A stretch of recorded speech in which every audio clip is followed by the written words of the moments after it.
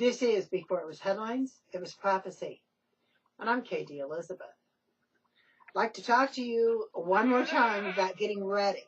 You know, we've now observed Passover or Pesach, Week of Unleavened Bread, and Shavuot is coming to a close. And although the debate will build before the fall festivals, many are at this time in agreement that next year is Shemitah, the year the land is to rest.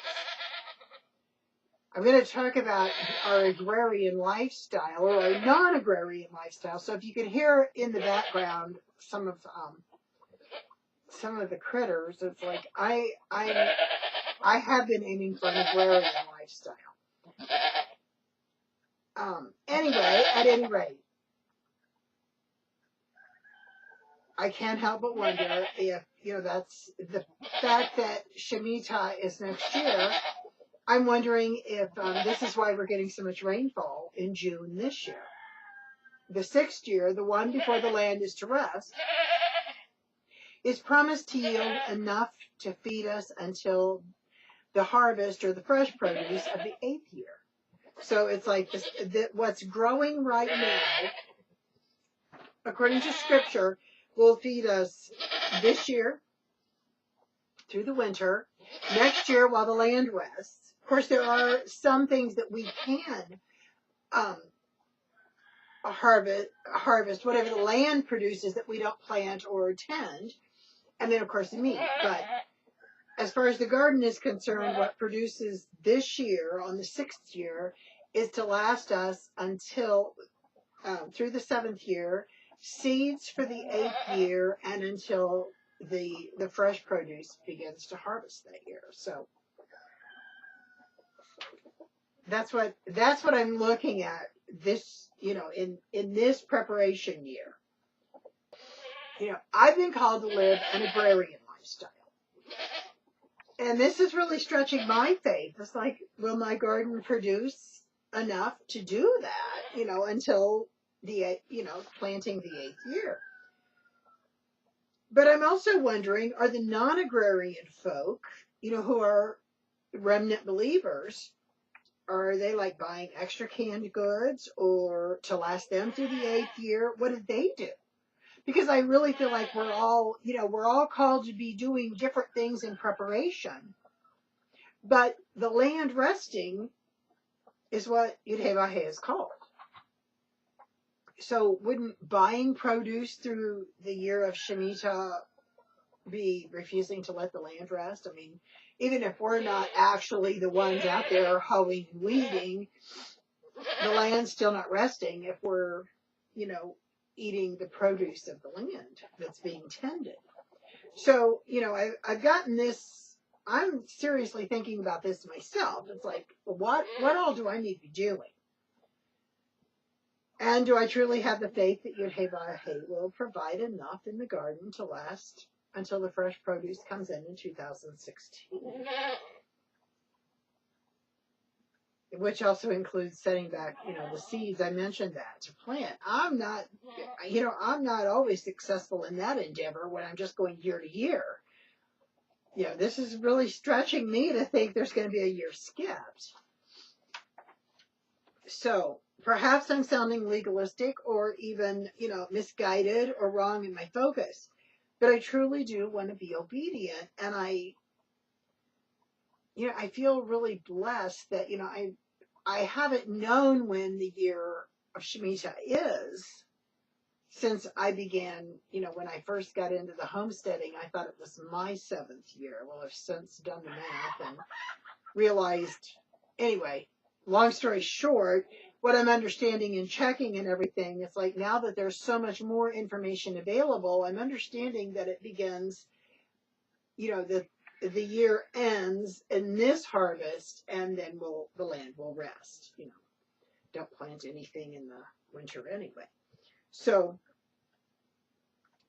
I think it will be imperative as the end of days unfold for the people of Yud-Heh-Vah-Heh to actually be living according to Torah obedience.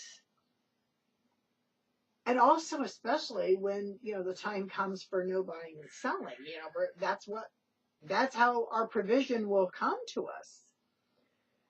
You know, and I feel like maybe I'm getting a preview as to what to expect and what will need to be put in place before that time comes. But I know I also know, you know, it's His grace, that's the grace of Yud-Heh-Vah-Heh in Yeshua that is allowing me to experience a preparation year and Shemitah. And it's also His grace to give us that warning and that heads up that, you know, the land could rest whether we're ready or not. I've said that several times. But as, you know, it's now the third month, you know, and from what we can tell in Scripture, when Yeshua said, you know, it's 4 months till harvest, that's kind of about where we are right now. And then we're looking at Shemitah. So, you know, I realize we walk by faith, not by sight, so we don't make big, huge plans for down the road. But by that same token, we do need to be aware that if we are alive down the road, we want to be in obedience. I'm grateful that I've been given this opportunity to stretch my faith and walk in obedience. I didn't have an understanding of how to compute the last Shemitah, but I am thrilled to have this second chance. So, of course, I want to share. What a privilege to be granted the opportunity to be Torah observant in regard to something that's been ignored for so many years by the general population. You know, we know from the book of Jeremiah, our Creator insists that His people are to regard the land in obedience to Torah. And that's how we show respect and love for Him, is keeping His commandments. It is my firm belief that the remnant will comprehend the truth and the communities will begin gathering soon. It could be the coming Shemitah will be the catalyst. It could also be, you know, several people are noticing the grocery store shelves are becoming shorter and there's less inventory. That's something that we really need to take into consideration. The land could seriously rest. Ready or not, the land could rest. Here's what God says in His Word. Elohim says in His Word in Leviticus 25. And Yud-Heh-Vah-Heh spoke to Moses in Mount Sinai, saying, Speak unto the children of Israel, and say unto them, When you come into the land which I give you, then shall the land keep a Sabbath unto Yud-Heh-Vah-Heh. 6 years thou shalt sow thy field, and 6 years thou shalt prune thy vineyard, and gather in the fruit thereof. But in the 7th year shall be a Sabbath of rest unto the land, a Sabbath for Yud-Heh-Vah-Heh. Thou shalt neither sow thy field, nor prune thy vineyard. That which grows of its own accord of your harvest you shall not reap, neither gather the grapes of your vine undressed, for it is a year of rest unto the land. And the Sabbath of the land shall be meat for you, for thee, and for thy servant, and for thy maid, and for thy hired servant, and for thy stranger that sojourns with thee, and for thy cattle, and for the beasts that are in thy land, shall all the increase thereof be meat. The garden, if it doesn't, we're not to plant a garden next year. So that may very well mean we're not to eat of someone else's garden next year either, if it's growing at that time. I'm really going to be stepping out further in, some of the things that I don't raise yet. Like I don't have a vineyard.